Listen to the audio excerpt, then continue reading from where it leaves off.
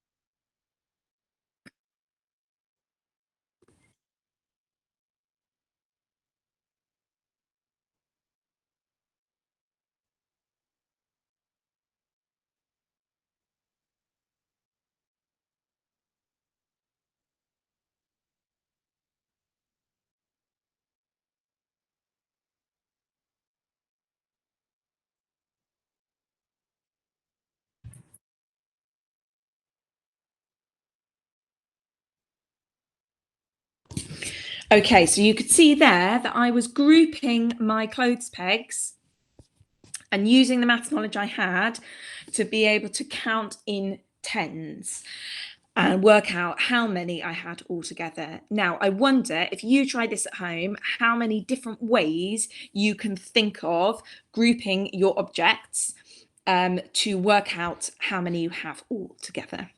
Now, I'm going to show you one way here. Here I've got some tens frames. How can they help me count my clothes pegs? Let's have a look. Now, we know what we do with tens frames, don't we? We can put one item in each box. And we know that when the tens frame is full, that makes 10. So I've got there 10 clothes pegs. Now I'm going to do it in this one as well. 1, 2, 3, 4, 5, 6, 7, 8, 9, 10. Now that's nice because now that they're arranged in those tens frames, I don't even have to think. I don't even have to count. I know that there's 10 there and 10 there. So I can use my counting in tens to help me find out how many there are altogether in those two tens frames. I can count 10, 20. Okay, so here in these tens frames, I've got 20, and then I've got how many clothes pegs here left over? 1, 2, 3. I've got 23 clothes pegs. Yeah, I put the 20 in my head and I counted on. So 20, 21, 22, 23. Okay, so that's nice, easy way. Maybe you want to draw some tens frames when you're arranging your objects, or arrange them like they were in a tens frame to help you. So we're going to use that method to help us with this task here. Now, how many stepping stones are there all together? We want to work this out quickly. We don't want to count each stepping stone because that's going to take us a long old time. So I'm going to count how many are just in the top row. Okay, so we got 1, 2, 3, 4, 5, 6, 7, 8, 9, 10. 10 in the top row. So if there are 10 in the top row and they are arranged nice and neatly like this, with each stepping stone in the top row having one underneath it, I'm going to draw a line here because that's where they end, the top row ends. How many stones am I going to have here all together? If I've got 10 in the top row, I know I've got 10 in the bottom row, counting our tens, 10, 20.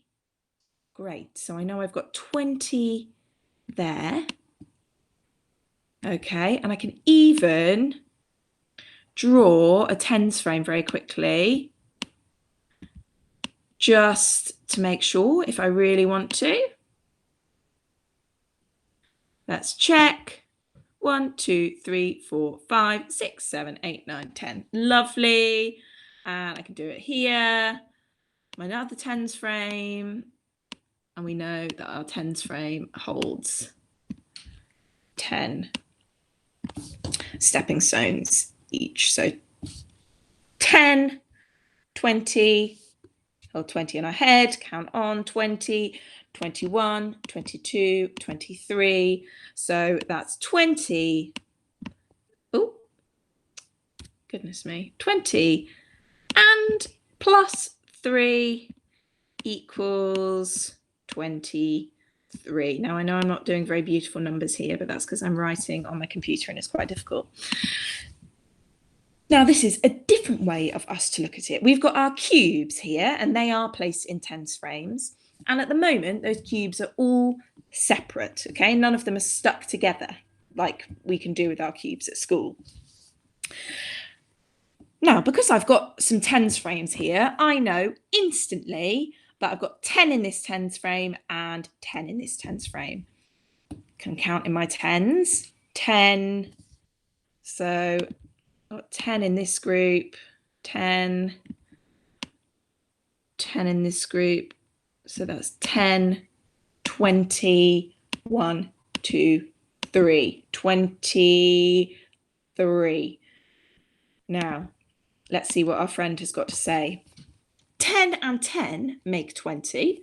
Well, good, because we know that now, don't we? We knew that before. And we know how to count on from 20. Okay, so we counted on how many? We counted on 3. So altogether, we think, oh, you can't see that yellow very well, can we? We think we've got 23 cubes there. Does it make a difference if the cubes are spread out or stuck together? What do you think? Let's have a look at what's hiding under here. Oh, so they've stuck the cubes together for us now. And they've stuck 10 in that first line and 10 in that second line. So we've got 10, 20, and we count on 21, 22, 23. Okay, if it helps, do this with objects that you have in front of you, like those beads or pegs or bits of Lego, okay? Because if we were at school, we would be doing this with cubes. So it might help you to use those objects. Let's have a look. Oh, exactly as we thought. 20 and 3 make 23. So does it make a difference if the cubes are spread out like they are here or stuck together? It doesn't, does it? How many cupcakes have I got here? 1, 2, 3, 4, 5, 6, 7, 8, 9, 10. Lovely, 10. Does my amount change if I arrange the cupcakes differently? So I know I've got 10 in that line. If I arrange them in a circle, try my best to make a circle out of these cupcakes. Ooh. Here we go. There we go. Now the arrangement has changed, but has the amount changed? Do I still have 10 cupcakes? I do, don't I?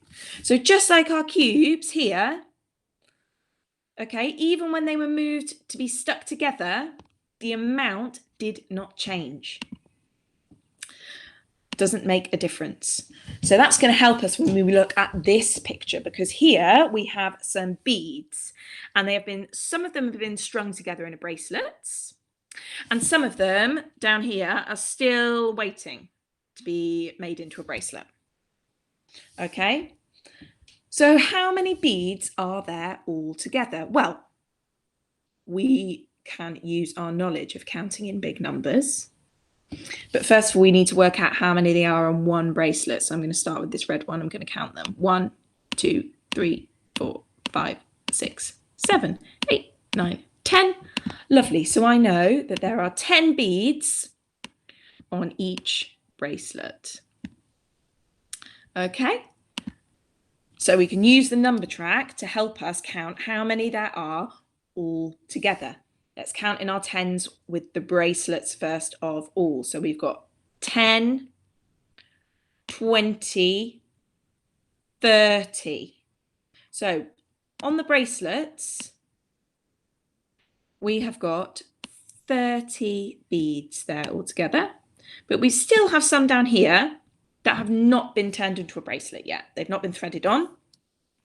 So let's count on to find out how many. So we've got 30 beads on our bracelets already, and then we're going to count 30, 31, 32, 33, 34, 35, 36, 37, 38, 39, 40. Ooh, okay, let's move this out of the way. There was the number line that I wanted to test you. So I didn't show you that number line straight away, but they've done exactly what we just did, haven't they? They've realised they've got 30 strung on the bracelets and they've jumped on their number line to add all of these extra beads up here, and that has landed on 40. So there are 40 beads altogether. Let's have a look at these flowers. Now we're going to be counting in tens and ones. Tens, counting in tens is what we've been doing. It's what we did with our 100 square up here. Okay, 10, 20, 30. That's us counting in tens. That means that we know that there are groups of 10. So here we know that there are 10 flowers in each frame. You can count them to check. And here are our ones. Now, ones don't mean just one thing, okay? Ones mean all the flowers or whatever objects they are that are not grouped together in 10, okay? I know that sounds quite complicated, and this is a bit tricky. So if you're finding it hard, don't worry, you will have plenty of time to practice. So our tens mean that they are in groups of 10, and our ones mean that they are just separate. Okay, so like our cubes here are our tens, and then these aren't in a group of 10, these are our ones here, these different cubes. So let's count our tens first. We have got 10 pink flowers there, 10 pink flowers there, and 10 pink flowers there. 10, 20, 30. Have we got any more tens to count? We don't, do we? We've counted our tens in our boxes. So we have got 30. And then they've told us we've got 7 red flowers. Ooh, sorry. 1, 2, 3, 4, 5, 6, 7. Lovely. So 30 and 7 make, and it says, our friend Holly here is saying, show the number on the number chart. So we know that we've got 30 flowers in the frames, and we need to count on 7. So 1, 2, 3, 4, 5, 6, 7. What number have we landed on? 37. So 30 and 7 make 37. Let's have a look at this one. Remember, we are counting in tens and then ones. We want to count our tens first. So we've got 10, 20, 30. 30 cubes there. They're all stuck together. And so we've counted our tens. How many ones have we got? We've just got 1, haven't we? So 30 and 1. Let's use the number line to help us count on. 30. And then, so this is our 30 here. And then we make 1 jump on the number line because we've only got 1 to add. So all together, 30 and 1 make 31. Have a look here. Pause the video and work it out for yourself.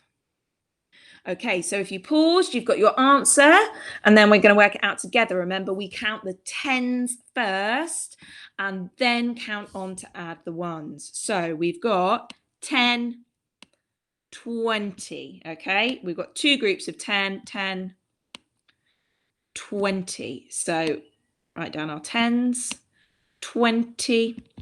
And how many ones do we have? We've got 1, 2, 3, 4, 5, 6, 7.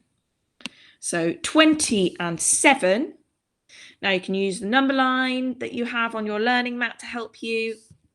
I'm going to use this one here. So we know we've got 2 lots of 10, which make 20. And then we need to count on by how many? Our ones. Yeah, we've got 7 ones, don't we? So 1, 2, 3, 4, 5, 6, 7. We land on number 27. So 20 and 7 all together make 27. Now this is what you're going to be doing in your books. We're going to do the first one together. Now remember, you always look for the 10s first and then add on the 1s afterwards. Okay, so here I think we've got toothbrushes, and I'm going to find my groups of 10. So I've got 1, 2, 3, 4, 5 toothbrushes there.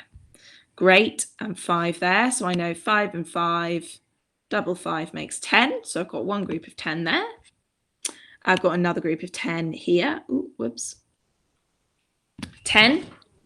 And is this a group of 10 here? It's not, is it? So these are our 1s. So we've got 10 here, 10 here, and our 1s here. I've done an t for 10, t for 10, and 1 is a tricky word, but it begins with an o, o, o.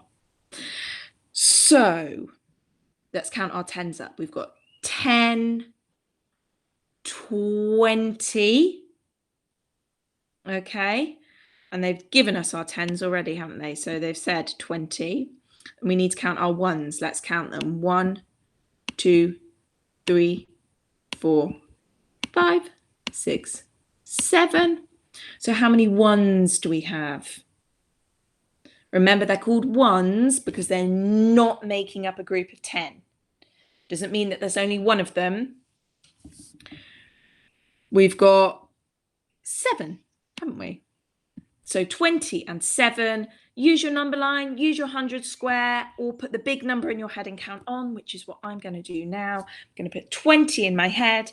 I'm going to count on 7. So 20, 21, 22, 23, 24, 25, 26, 27. So 20 and 7 make 27. Now, if this seems a bit tricky, don't worry. I would advise you to go back to this exercise here and how I did in my video.